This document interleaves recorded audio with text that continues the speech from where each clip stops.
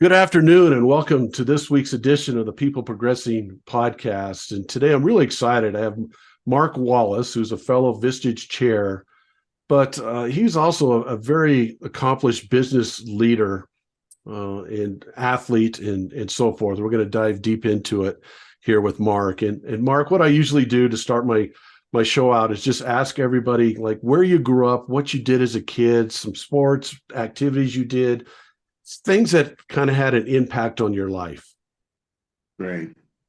Well, thanks for the invitation, Joe, to do this with you. Yeah, I'm excited.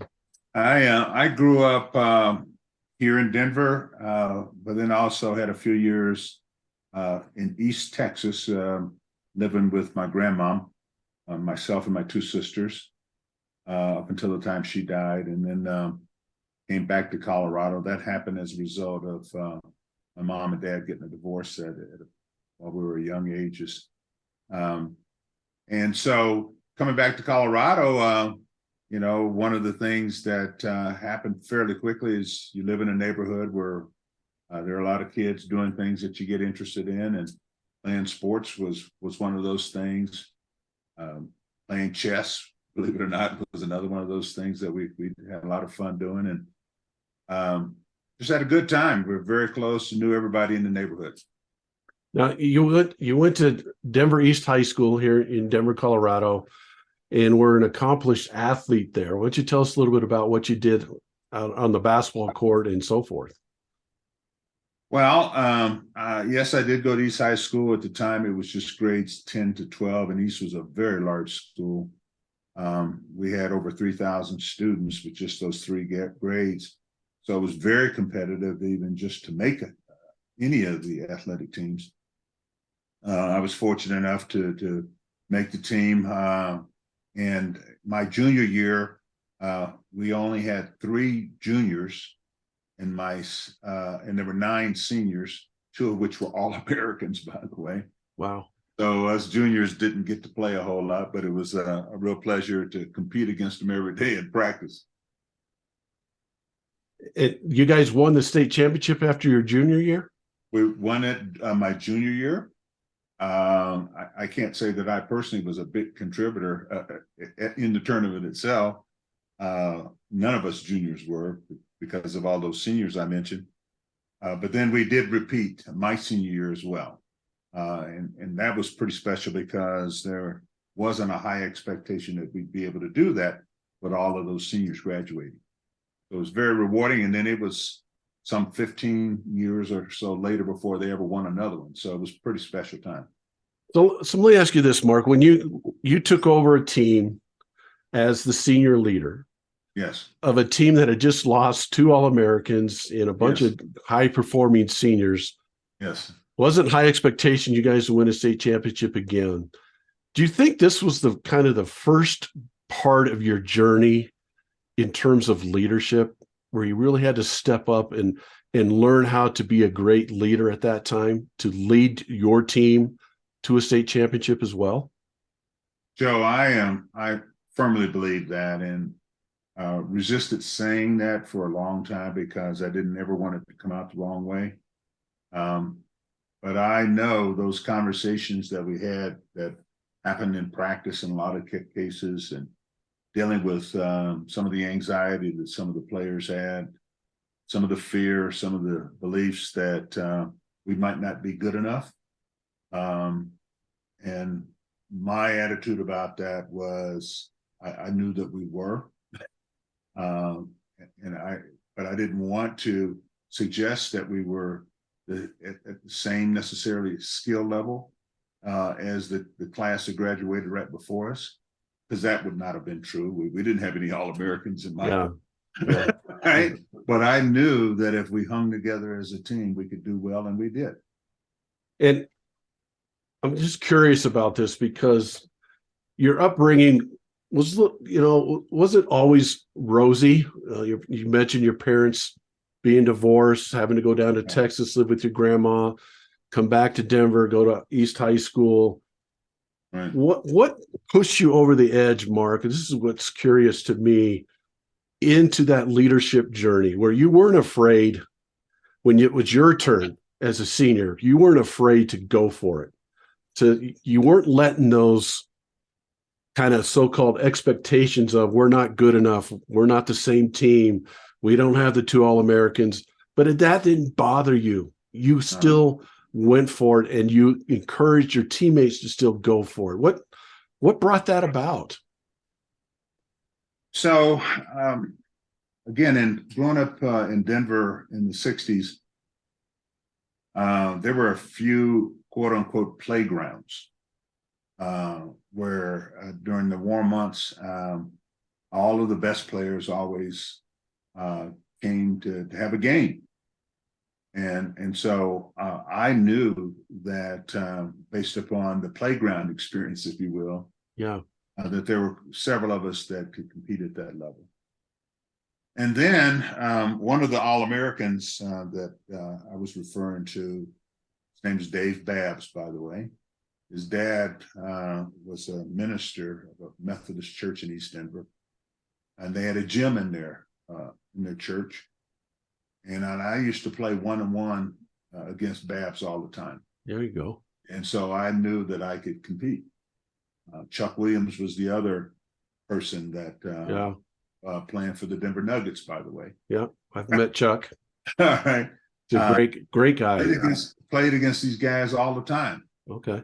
And so my belief is that based upon those kind of experiences, that I knew, that we had it within us to perform at a high level if we just believed in ourselves and could get that done.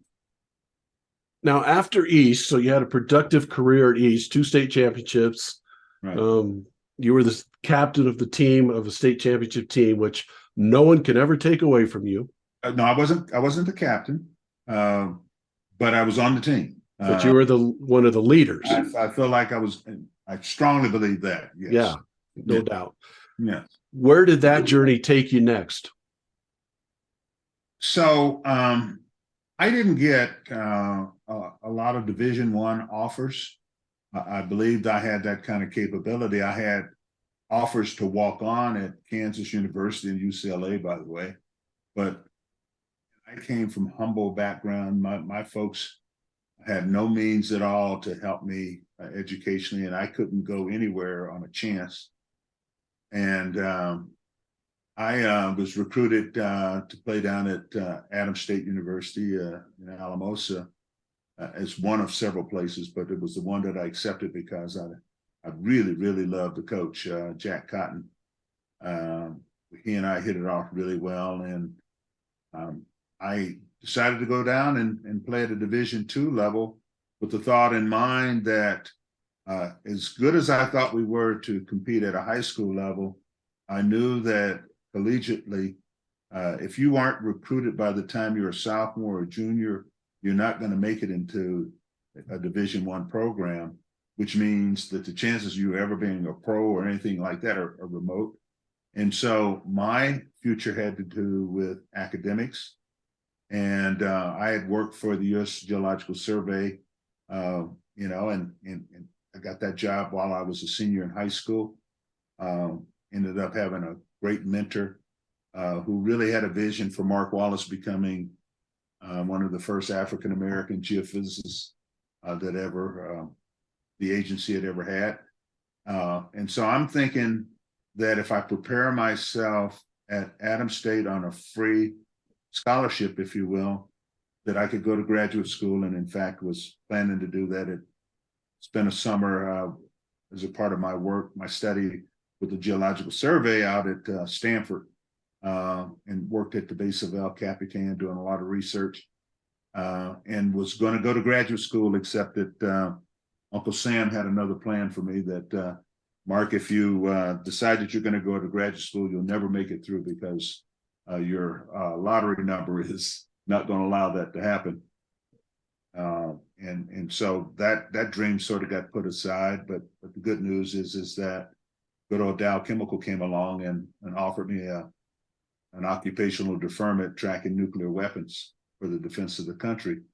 And so for me, basketball at Adams State was just a way to get an undergraduate education with no expectation that I was ever going to take it any further. Because some realism, even though I had all those thoughts in high school about winning a state championship, that had its limitations. Now, one of the other beautiful things about playing at Adams State in the 60s is that we had an opportunity during my junior year to practice against the 1968 Olympic basketball team. It was a high altitude. Alamosa's 7,500 feet high, and the game was going to be played in Mexico City. And so I truly got a chance to play against superb athletes like Spencer Haywood and JoJo White and Charlie Scott. And that's when you really, really find out that you're not very good. Yeah. When you're competing against people like that. But it was still a wonderful experience. Experiences that you never back down from. And I want to make clear everyone understands that. Absolutely.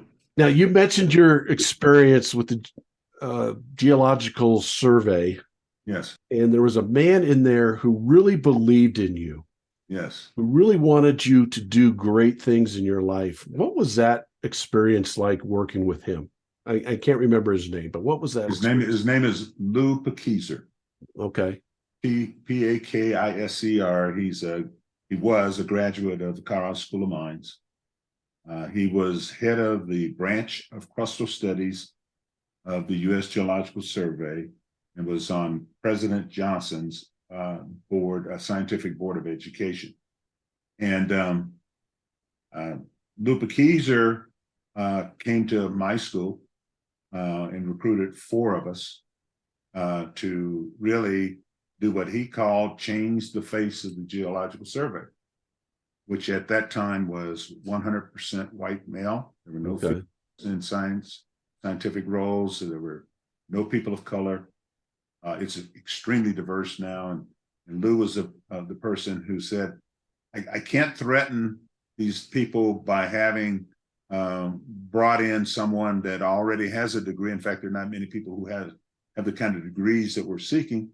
But what we can do is offer you internships, summer jobs, and begin to slowly get people to accept the idea that the difference was good. So he had that vision, and then so I was one of the original 4 people that he picked to do that. I was the only one of those original 4 that worked for him for multiple years. The other 3 did not, because he wanted to broaden the exposure. He wanted to get women involved. He wanted to get Hispanics. He wanted to get Asian. He wanted to do a lot of things that ultimately made a big difference in the face of the survey. And how rare was that in the 60s for you? Well, I don't know anybody else that had that kind of bold vision. Maybe it existed, I just didn't know it. I can tell you that nobody else ever approached me like that. I can tell you that at Adams State, in getting real close to the head of the math department and some of the faculty, that there were professors that had the same beliefs, but they didn't. Their belief was around the fact that anyone can do brilliant work if they chose to, but with no specific occupation in mind. It was one of the math professors whose brother worked for Dow who got me the job, the summer job, between my junior and senior year at Dow Chemical. When the previous 3 years I had worked for Lou Pakisser in the survey, and the reason that last job I mentioned that I had spent time at Stanford and the base of El Capitan in Yosemite National Park. It was wonderful going out and having a summer in California, but I went out there with no money and I came back with no money. Yeah. You know, and so I told Lou Pakisser, I said, Lou, I can't come back, to California, because they had moved the branch of crustal studies from Golden to California. Okay. And so he understood that and he laughed about it.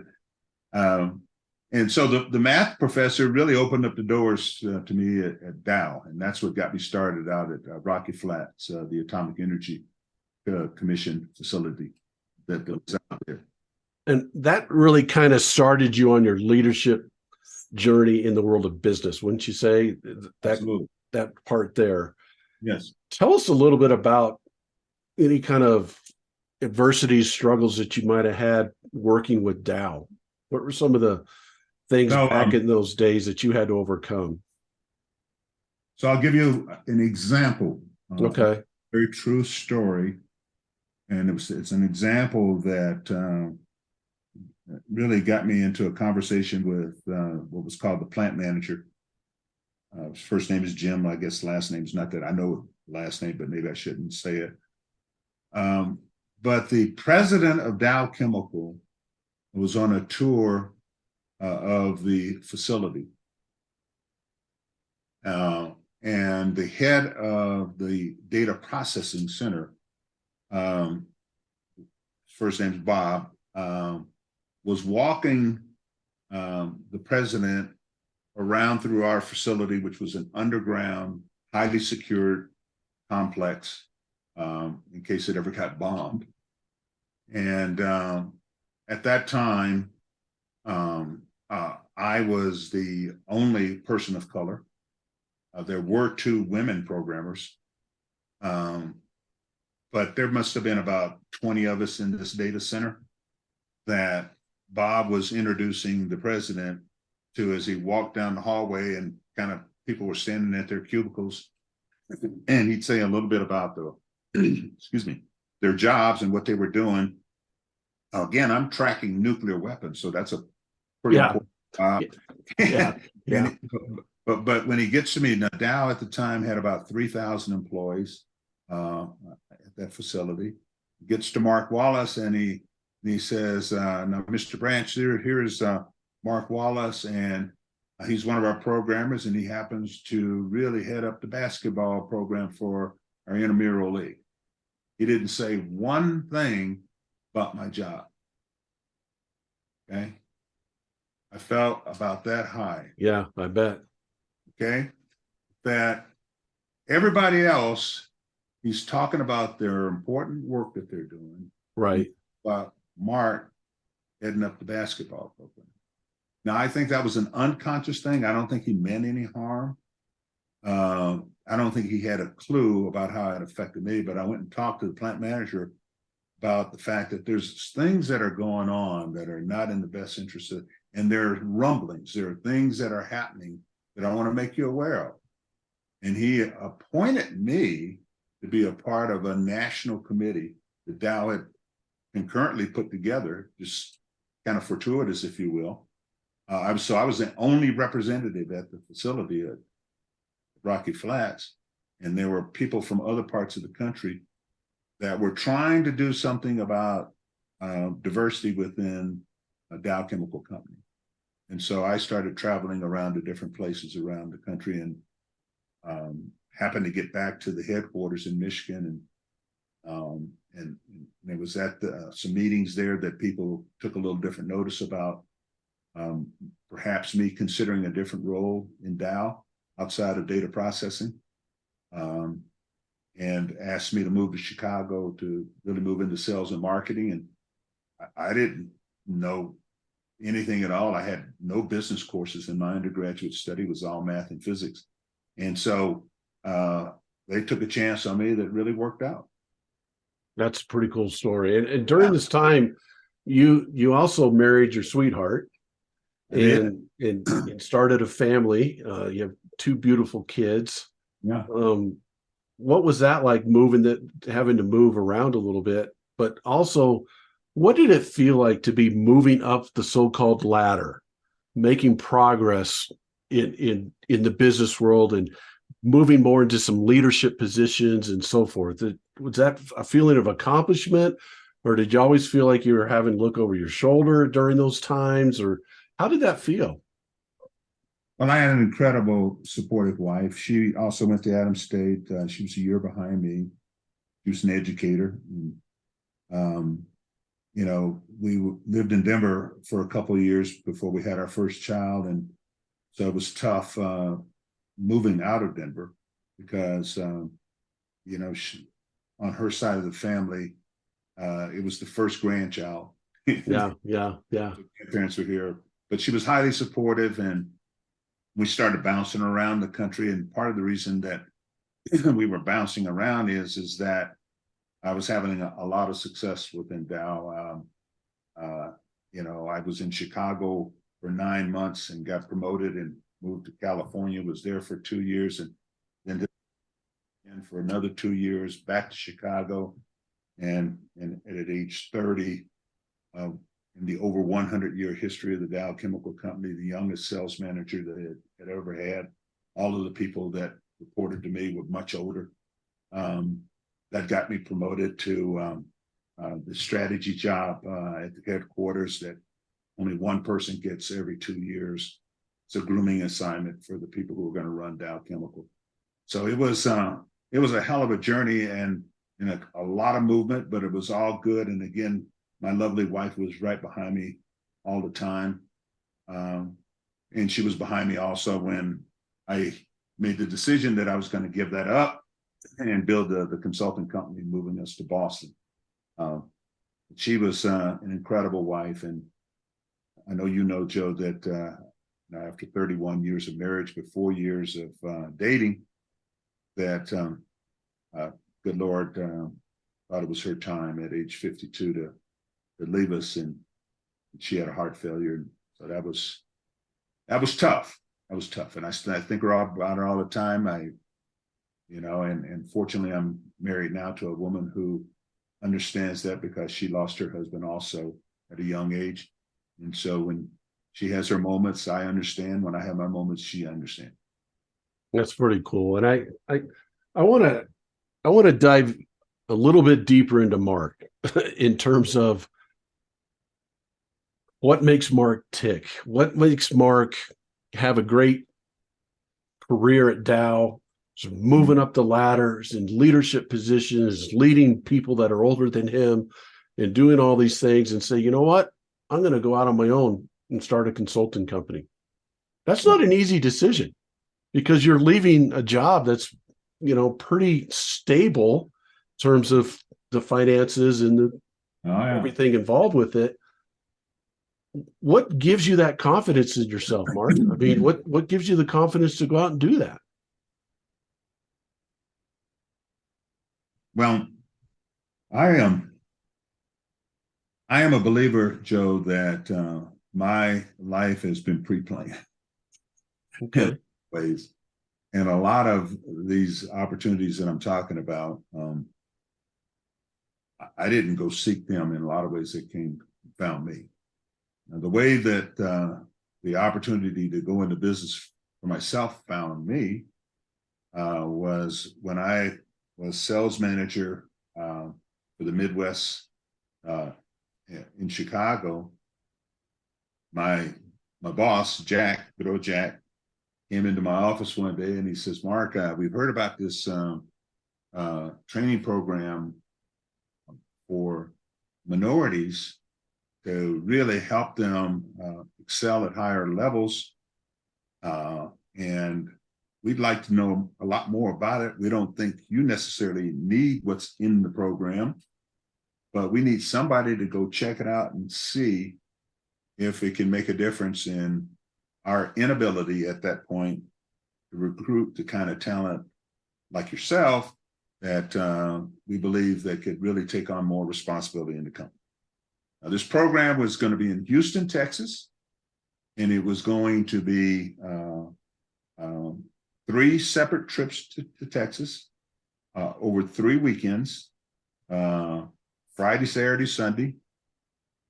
And oh, by the way, at the time I was in graduate school at the University of Chicago, and I literally had, working on my MBA, I literally had the largest sales team in the country.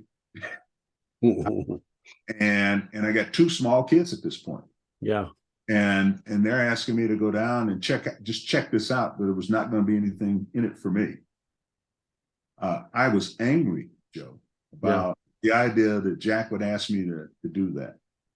And he says, Marc, we don't have anybody else that we can ask to do it. And so I went down really bitter and mad. And so the person who was running the program later is the person that became my business partner. There you go. His name is Dr. Jeffrey Howard. He was a Harvard-trained social psychologist who had a theory of achievement and performance that, by the way, applies to everybody.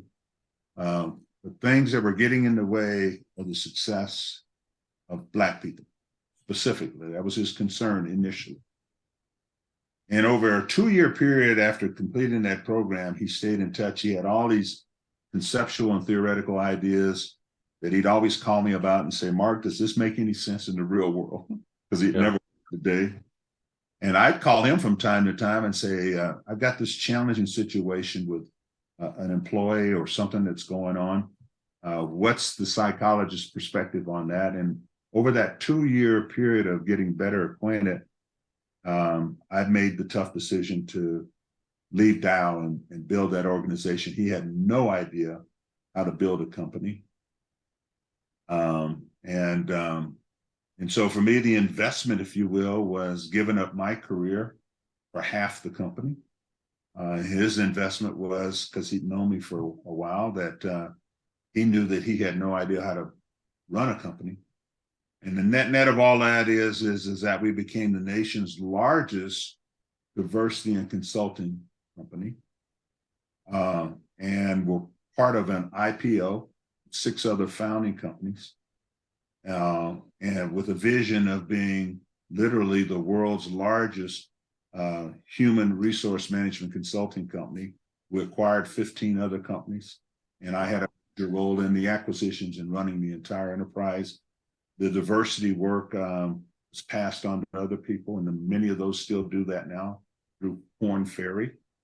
But I took on a broader role in running the overall management of the company. And we were doing exceedingly well until September 11th hit.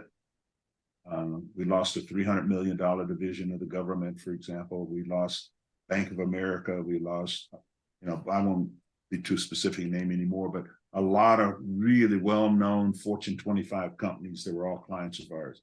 So, but it was a wonderful, wonderful ride, Joe. It was a lot of fun being in New York, and you see your company name as a part of a newly formed publicly traded company that got started essentially from scratch. Amazing story. And what was your biggest challenge in running that company? Cultures. You start acquiring different companies that are successful in their own right, they still have different cultures, and merging culture taught me a lot, in fact, that's still useful to me as a Vistage chair. So if you don't get that right, it's hard to get the other things right. And I want to go back a little bit, Mark, to when you're talking about Dow, and that gentleman walked through the room and introduced you and said, and Mark's head of our basketball. Yeah. And you said it made you feel, horrible and small and not respected. And I want to know how you got through that. What made you not just say, screw you, I'm out of here if you're going to treat me like that? What made you keep plugging forward and keep growing and keep progressing, even when people like that had that kind of vision of you, your vision of yourself as a person, as a human being, outweighed that, and you kept growing and progressing through that? Is that a fair question? It is a fair question. And remember my mentor, the person, Lou Kieser, who hired me, and I stayed close until the day he died. He was in his 90s. He was one of the people I could talk to about these kind of things. I could talk to no one in Dow about this. Wow. One person. And this is not the only time something like that happened. Okay, that's just one isolated example. And my belief, Joe, was that a lot of the mistakes that get made in this way are unintentional. I believe that there are fundamentally a lot of good people. Now, I know that there's some blatant people who, wrong views about all this, but I would call what happened between Bob and I as an innocent mistake. But I still could not talk to him about it. I'm going to share another one with you that to me is more serious. There was more consciousness, but still the person made the turn.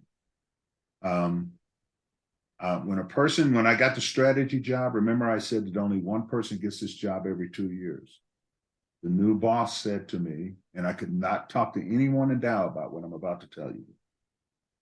Mark, when Dow offered you this job, I couldn't believe it. There's never been anybody like you in this job before. I went to the record to see what you did to earn the job. And Mark, everything that's in your record is incredible. Hard for me to believe that anybody like you could have done what's in the record. Wow. And so my comment to him was, let's not worry about that.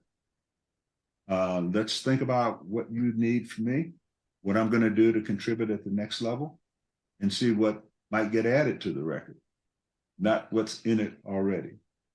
He thought I was being a smart ass with that comment, Joe. And he says, you know what? I almost don't care what you do. Okay. You should get used to the idea that your performance ratings are going to drop. Wow. Now, it took 6 months of dealing with that, and all the details around that are not important, probably not useful for this podcast. But he eventually came around. Okay. So what makes Marc Wallace want to hang in there and deal with that? Yeah. Punch the guy in the nose, right? Right. I don't know, Joe, other than my conversations with my mentor and my prayers with my good Lord. All right. What's the most effective way, okay, to deal with this? Now, one of the things that my partner and I came up with as a statement, fundamental statement, a core belief in trying to teach others to realize their potential, is that it's not the stimulus that counts, it's the response. Now, yes, it does count that some of these things that I'm talking about happen, but you can't do anything about that. But what I can do is, how do I respond and deal with it in a way that's going to get me the best result? Yeah. And so sometime offline, I'll tell you a little bit more about what it took for that 6 months turnaround in the person. And by the way, this same person happened to have in his office, right behind his desk, okay, when you walk into his office, you sit down, you see a map of Germany. He was German, and it traced Nazism. No way. Now, major corporation, and I'm talking about like a 3 foot by 5 foot map. So it's huge. And you sit down and you look above his head and you understand where his core beliefs are coming from. Wow. That's blatant, right? Yeah. All right. So how do you deal with that? So the way I chose to deal with that is I didn't look at the map when I went in there. I went in to talk to him about whatever was on my mind. And my objective always was be right, Mark, about what it is that you need to talk to him about, and what your needs were, and so forth. And it just took a lot of grind around really trying to get high level work done with this PhD that was off the wall charts, smart as can be around this conceptual thinking practice. I mean, so I respected him highly in terms of his know-how, but not in terms of how he dealt with people. But again, he came around. He came around because of your actions, right? Actions speak louder than words. Yeah. And what you did there, Mark, I got goosebumps when you told that story, because that was my first reaction. You said it. How did I not punch him in the nose? And I talk to people all the time about the superhuman power that we have as human beings, is that we have the power of choice. Right. And you've always chose to keep who Marc Wallace is. You don't want to lose who you are and your morals, your ethics, and so forth. And you always keep that first And that's how you get through those situations. Right. And by the end of that 6 month situation, you had got him to come around because of who Marc Wallace is. Right. Now you're getting me fired up. And it's all because you are the one who's responsible of looking in the mirror. And you always wanted to keep your morals, ethics, and high standards and character of who you were, and you didn't want to lose those. That's an amazing story, because my first thing was, if I was standing next to you now, I've known Marc for about a year now. And if I was in that situation and I was standing next to my buddy, Marc Wallace, I would have punched him in the nose for you, because I would have lost it. But you, oh, what a great story in terms of just keeping who you are through the whole process. And your actions spoke louder than words and got him to come around to thinking a different way, a better way. You got me fired up, Marc. Thank you so much for sharing that story, because it really tells me, and I've known this, but I really wanted to bring that out of who Marc Wallace is, because you're an amazing human being. Now, I want to go back to a couple things, running your company and all those things. You've built that company up, and you've done some other things in business as well besides running your company. What are some of those things that you've done in leading companies? Well, my partner and I, when we formed our company, we formed it with the understanding that we wanted a nonprofit organization as well that dealt with kids.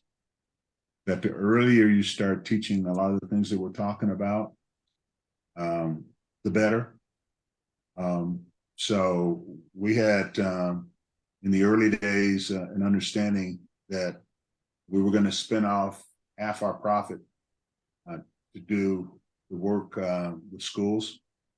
And then we quickly got to a point where we were given at least $1 million a year towards helping kids, as early as grade 4, improve their academic performance. We had a belief that we would say this to kids: smart is not just something you are.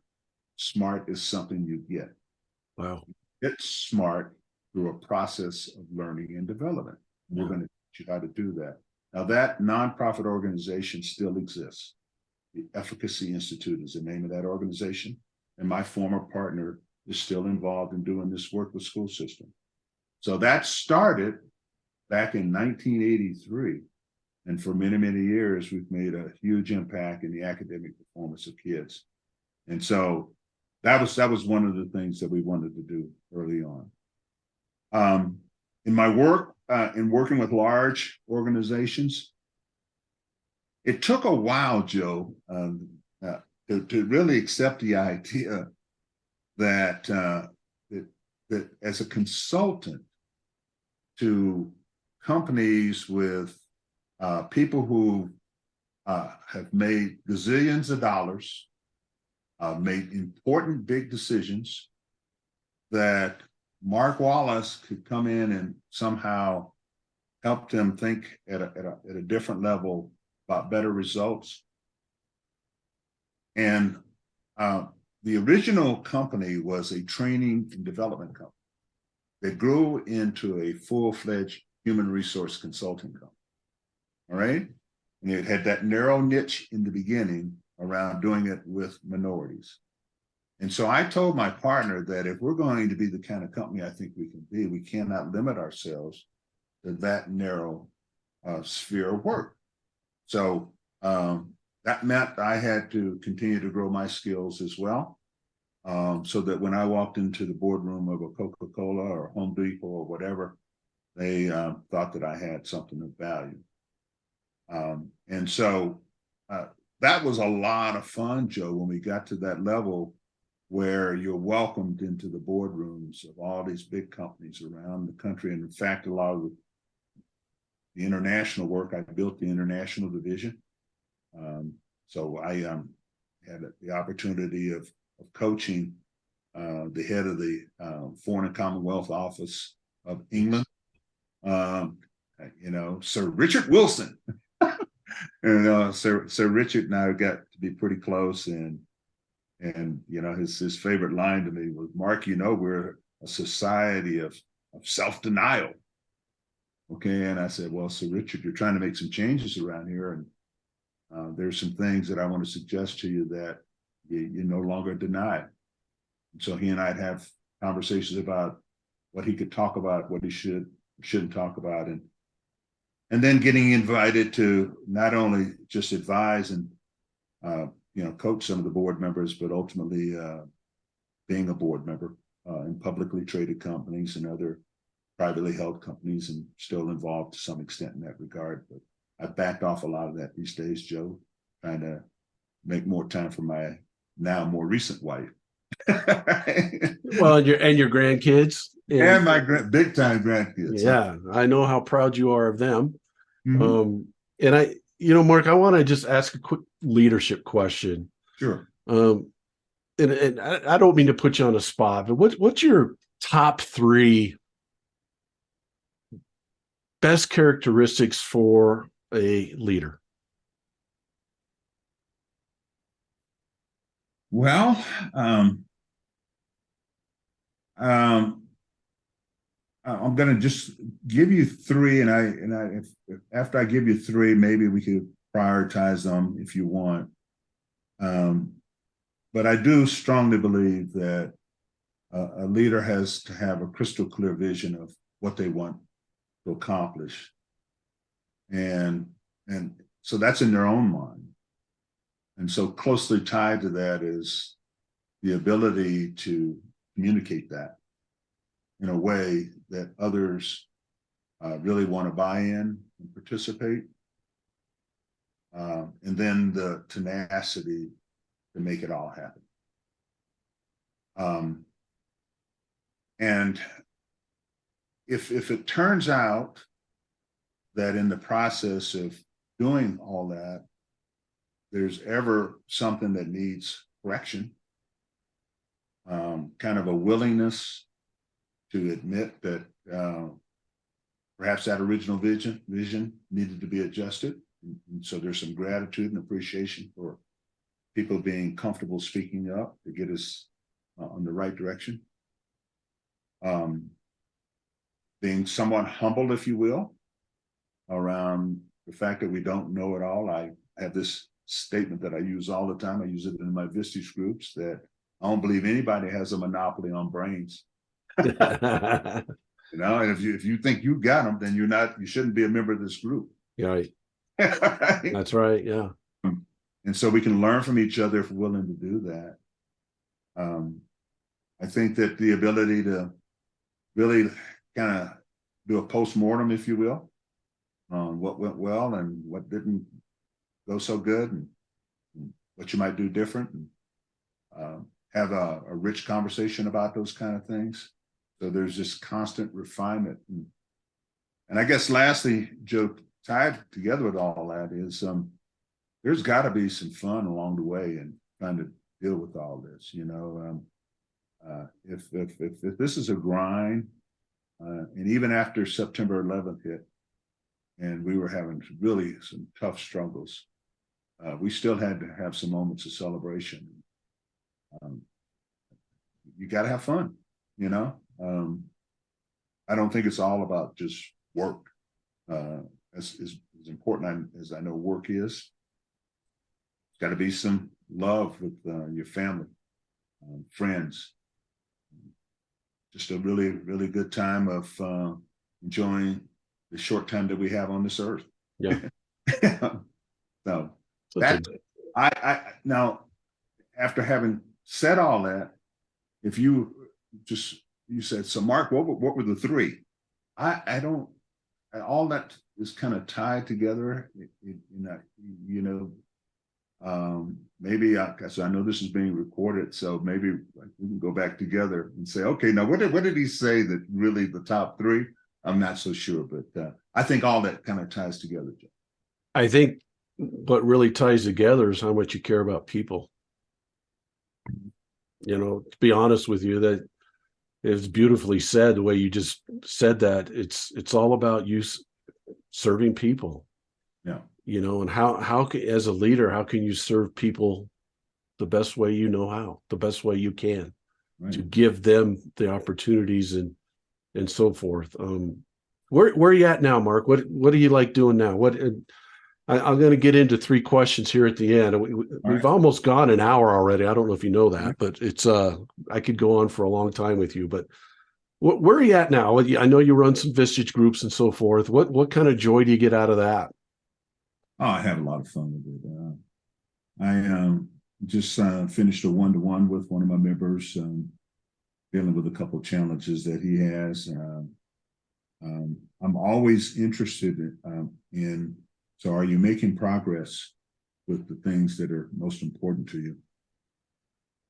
Last night, we did a fun celebration with a member who sold a business and is moving to South Carolina. She and her husband they bought a home in a golfing community with 9 different golf courses. Can you believe that? No.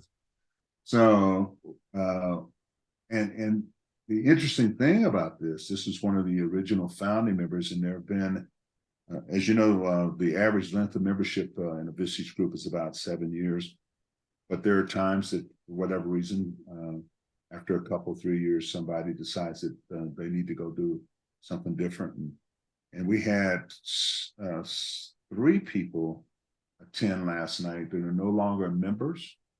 But in that fun moment of having some drinks and laughs and wishing this person well, there were a lot of good stories and reflections on the time together. And so you feel good about the fact that they're still close, even though they're not paying dues anymore. I care about all that. And then to see the follow-up emails with all of the nice things that people had to say about each other, and how they began those friendships through this Vistage connection, and with me kind of being in the middle of all that. So it was wonderful, Joe. It makes me feel good about doing this work. I know that if we're doing it strictly for a paycheck, now I know that, we all care about, getting some return on our investment of time. I get that. But I could not do it just for money. I do it really because of things like I'm describing happened last night, and this one-to-one that I had earlier today with a member that's got some renewed confidence around the challenge that he has. So that's why I'm doing what I'm doing and enjoying every minute of it.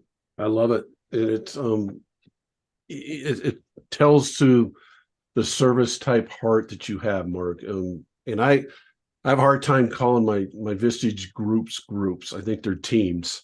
Yeah. I think a group is a bunch of people that stand in line at Safeway.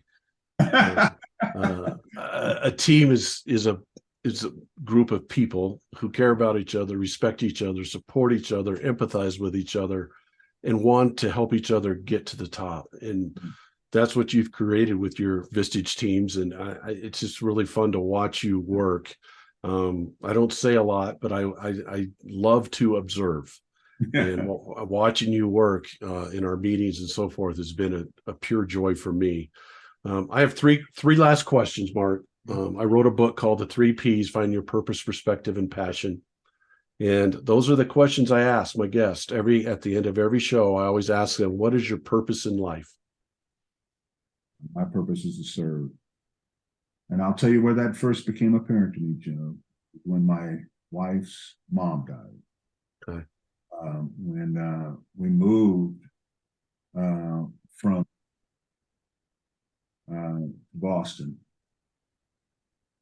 and we're unpacking the van, and the police drove up because we didn't have a phone in the house. And so how they found us, I don't even remember the details of that. And my first wife and her mother were really, really close. I mean, really close. And they gave us this sad news. And so we immediately put everything aside, put things in storage, and make our way back to Denver. And a few days later, we're in the funeral service in the church, There's a banner hanging that says, "I come to serve, not to be served, so that I can give my life as a ransom for the Lord." And that's straight out of Scripture. And that has stuck with me since that happened. Okay. And I used it in the work that I do. I've used it in the service that I provide and working with nonprofit organizations. And I literally use it with kids and grandchildren. Now, I want to make a distinction here just for purpose of your question. With my current wife, her children, and her children's children, these are my grandchildren too. But my wife, her background, the challenges that she's had, that they haven't had, if you will, I'm going to call it. Her dad was in the military, and he was in the Air Force. They moved around a lot.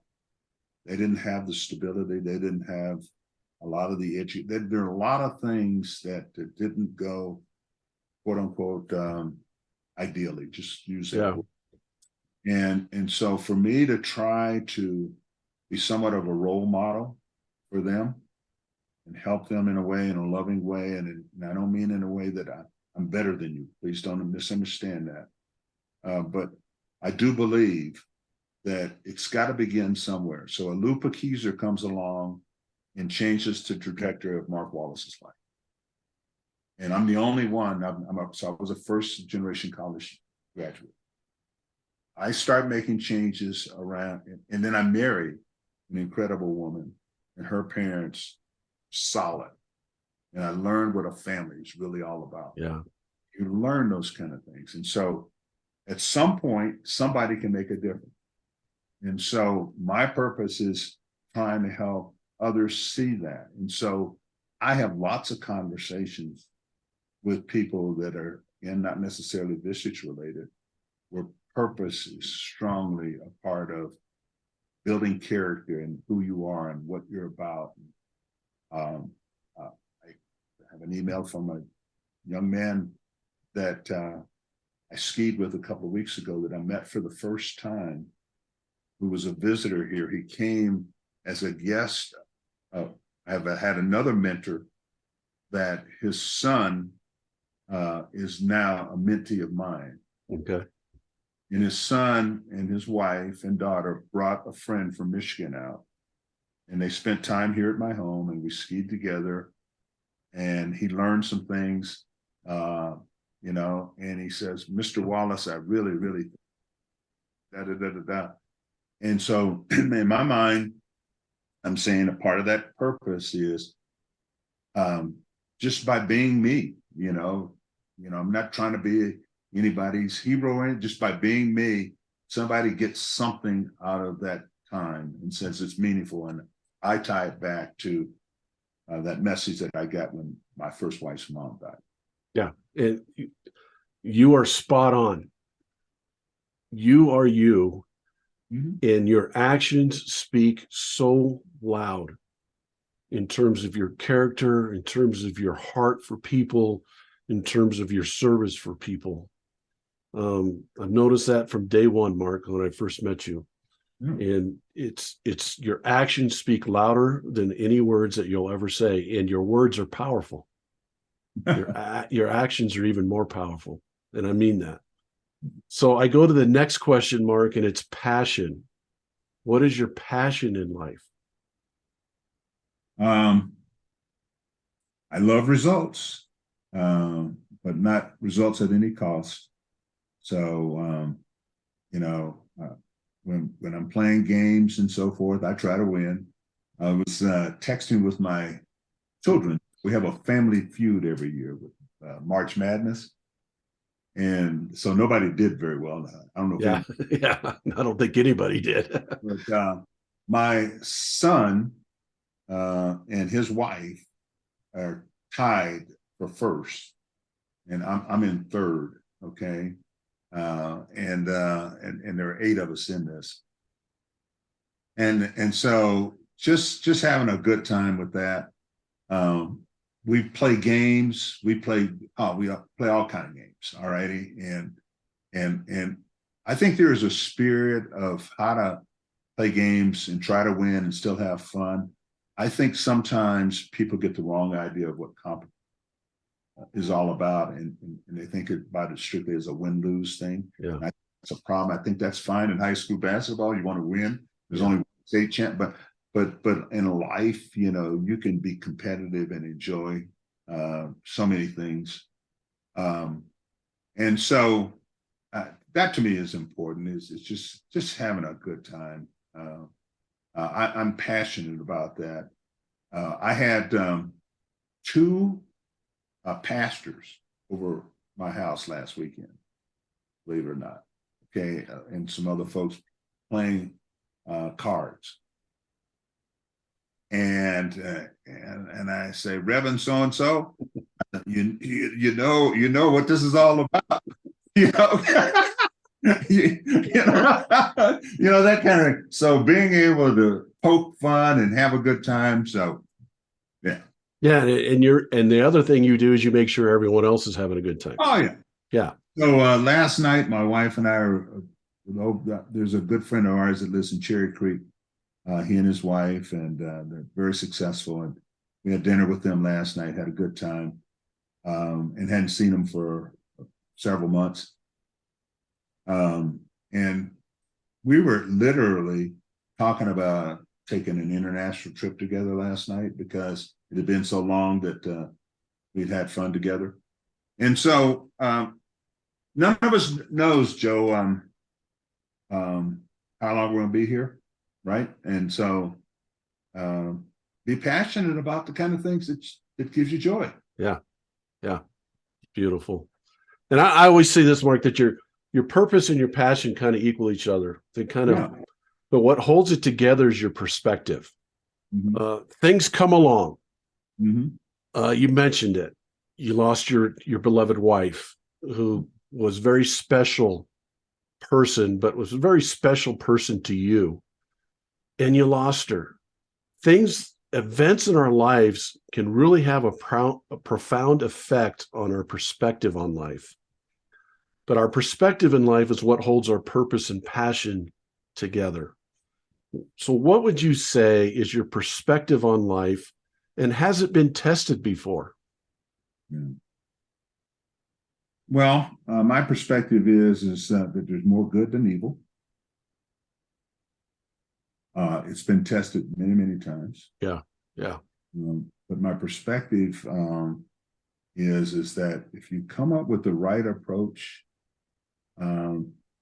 most people, it's possible. There's not always a guarantee, but it is possible for someone to change a point of view, or for you to change your point of view. So I can be wrong, right? And so my perspective is that it's through dialogue and open, authentic conversation that we can arrive at a place that's beneficial more than just self. And people may not see it that way, because they're sort of attached to a point of view, a perspective. But if you give it some time and you give it some creative thought, maybe there's another way in which you can approach something so that perspectives can be broadened. And you brought up earlier the story of that, I won't say the name, of that guy that had the map behind him. Right. There's more good than evil. Right. And you chose the good. And the good won because the good eventually came around to him. I never, beautiful story. Time Joe said one thing bad about him to anybody at Dalton. Talked to my wife about him. Yeah, I'm sure you did.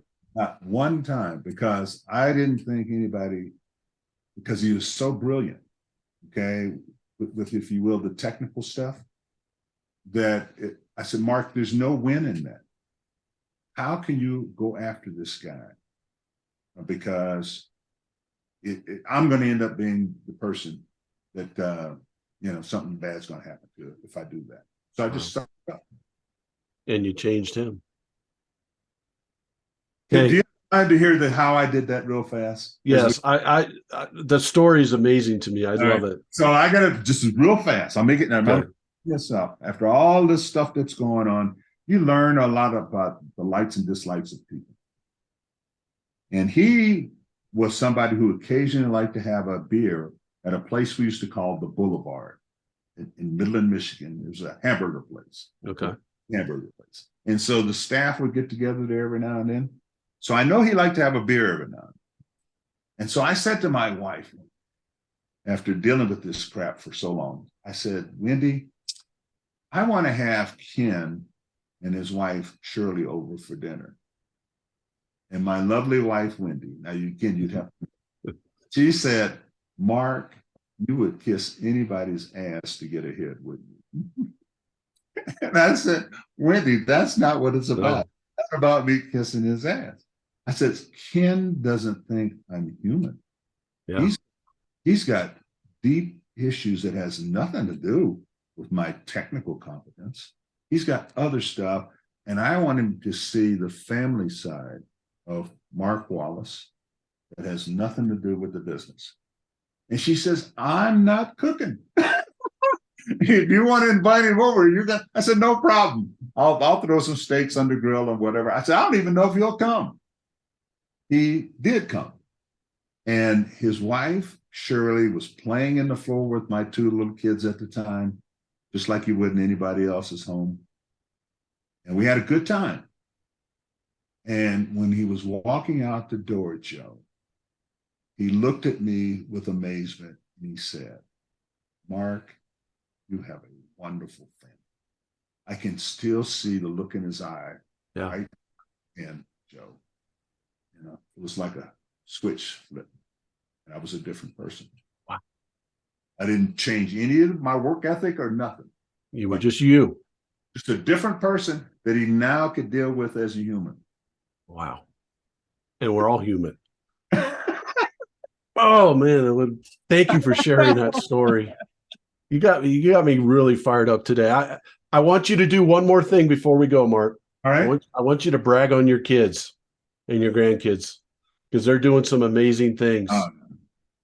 So my daughter, she's 4 years older than my son. She went to Wayland High School in Wayland, Massachusetts, and was one of the founding group of students that started nationally SAD, Students Against Drunk Driving. Oh, wow. And she was a leader in the student body. She was a 12-time letterman, a 5-time captain, incredible athlete. Went to Brown University and then University of Michigan Business School. Worked for Kraft Foods as a brand manager before she became a full-time mommy, and now she's part-time selling real estate at this stage of her game. Son went to Belmont Hill School, grades 8 through 12. He also grew up in Wayland, Massachusetts, but he and I had a little father-son issue, and he needed a little bit more structure in his life when those hormones started kicking in. Now, I have this other belief, Joe, that parents need to parent. And by the way, I've done a lot of coaching in this regard too. Because of love, sometimes parents don't want to parent. And even though my daughter did real well in a public school environment, he needed more structure, change.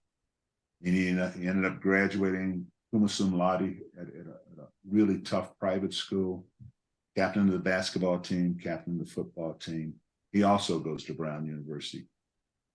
And then on to medical school at University of Massachusetts, and then back to Brown to do his residency. He's a doctor in the Boston area now. He has a son. Daughter has a son. My son's son works for the New England Patriots in the back room doing data analytics. My daughter's son is a freshman now, about to be a sophomore. He's competing to be the starting linebacker for them. They were pretty good last year. They went to the FCS championship round. And he was behind an All-American linebacker who's really in contention to get a job right now in the NFL. We hope that happens. And he finished #1 in all of the spring drills. So I'm going back to New Jersey in 2 weeks to watch their spring game. Got big thoughts and dreams about him. He's probably the best athlete of this whole Wallace chain, honestly. And I mean that he's got the physical dimensions. He's got the attitude. He's always been competitive. And he's the only one that really at this stage of the game believes that he has the ability to get to that next level. Now, and we all know that how tough that is. I've not wanted to shoot that dream down. He's going to one of the best business schools in the country. And so I've reminded him his grades are more important than whether or not he makes it to the NFL. Regardless of whether he does or not, it's still fun being his grandfather. Yeah. I told you about the competition stuff. Since he's a little guy, he and I go at it in all kinds of ways. Comes out sometimes to hang out with me on the slopes, and and I'm gonna try and. I could see that. Oh man, Marc, this has been awesome, man. I thank you so much for coming on and sharing your wisdom, sharing Marc Wallace. Just it's like I said, you are a person that actions speak louder than words. So getting the words out of you because you're a humble leader. It's been kind of, I knew it would be a challenge to get some of this out, but we got it out because I know how humble you are. But you are one of my mentors. I've looked up to you since the day I met you. You've always been so nice and kind to me, and I appreciate that on this journey that I'm on. But I just really appreciate you coming on. You helped people today. You inspired people. You showed people. I hope that's the case, though. Yeah. I thank you because you might recall when you asked me to do this. Does anybody really want to know about Marc Wallace? Yeah, they do. And so to the listeners, they'll let you know that. Of course, I hope it has been helpful. I certainly have enjoyed it. Okay. And yeah, it's been great. Fill in some of the blanks somewhere sometime when okay? we might have to do episode 2. Episode 2. So I want to thank you for coming on, and I want to thank everyone for listening and watching the People Progressing podcast. It's a lot of fun for me to do this, and I hope we can keep spreading the word about the people we have on here because they are very inspiring. And share it with people, get on and connect and do all those things that you do. But I appreciate everyone listening, and please, please, please keep progressing in your life. Thank you so much and have a great day. Thank you.